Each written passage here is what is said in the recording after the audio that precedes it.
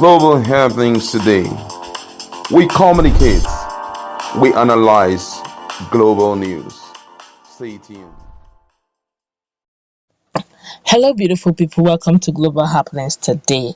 A lot of Nigerians are tired over a lot of things going on in the country. A lot of human rights activists, a lot of youth are hoping that one day tomorrow or even next Nigeria will be great again. But everyday things is moving the opposite direction. But right now, uh, our defense have decided to sound a note of warning that is making Nigerians to jitter. I feel the warnings are actually help. It's going to help Nigerians to sit tight. Probably will have to stand and become courageous, just like Ukraine is to Russia.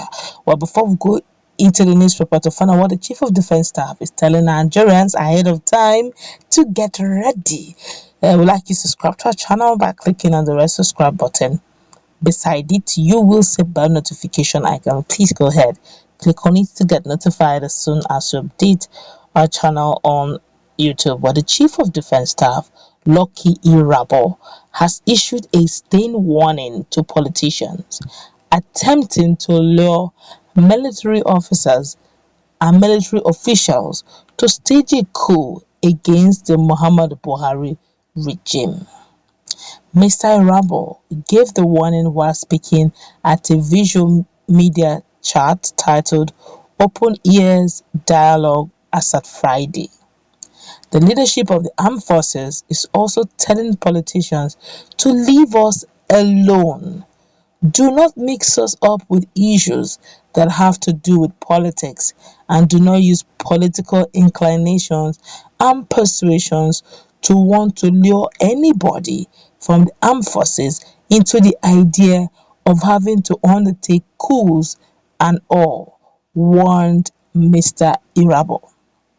According to him, the leadership of the armed forces are of the opinion that a coup would do more harm than good in the present regime.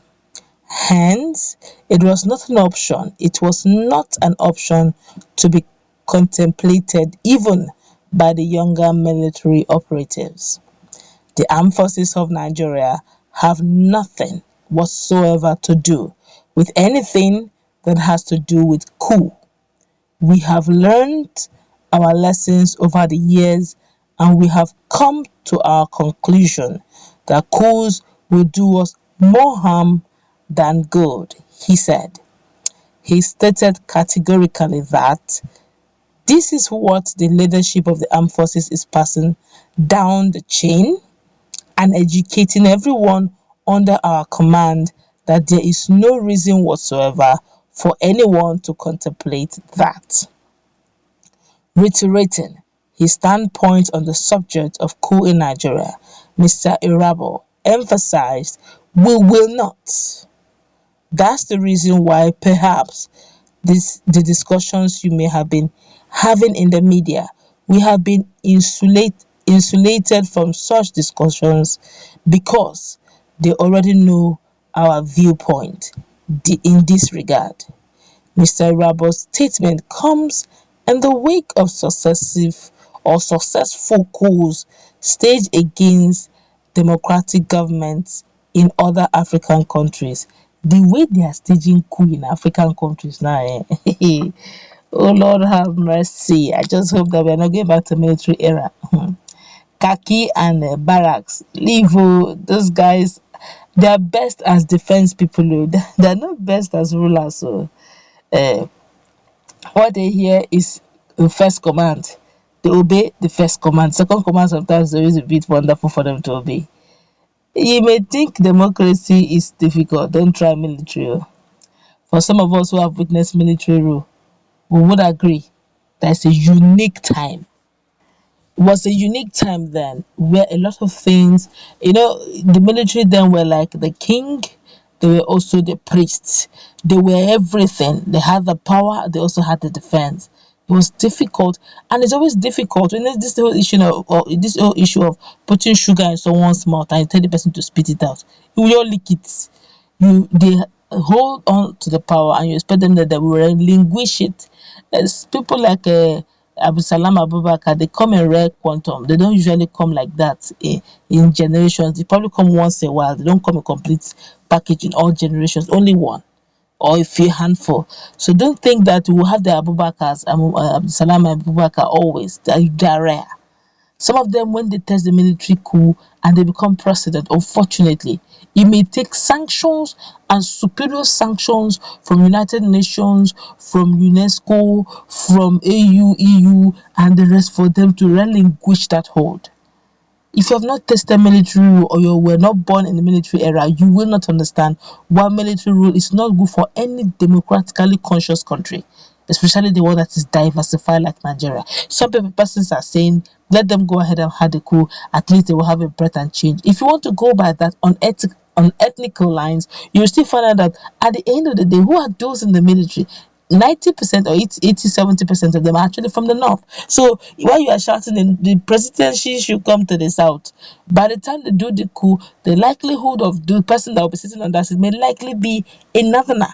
So, but in the case of democracy, you could still have hope, you could dialogue, you could talk about it, and you could probably look at the people. The people can probably look at reason out things with you. As okay, let's shift it to the south. The military don't consider that. They hold on to it, they enforce it anyhow they deem is right. Nobody prays for military. Oh. I don't pray that the military should take over the country. Some people have been saying, have been shouting, let them take over. If you have tasted military rule, there's some level of freedom and human rights you will not enjoy when they get there. And it gets worse depending on the person's temperamental type. But a lot of Nigerians have been talking.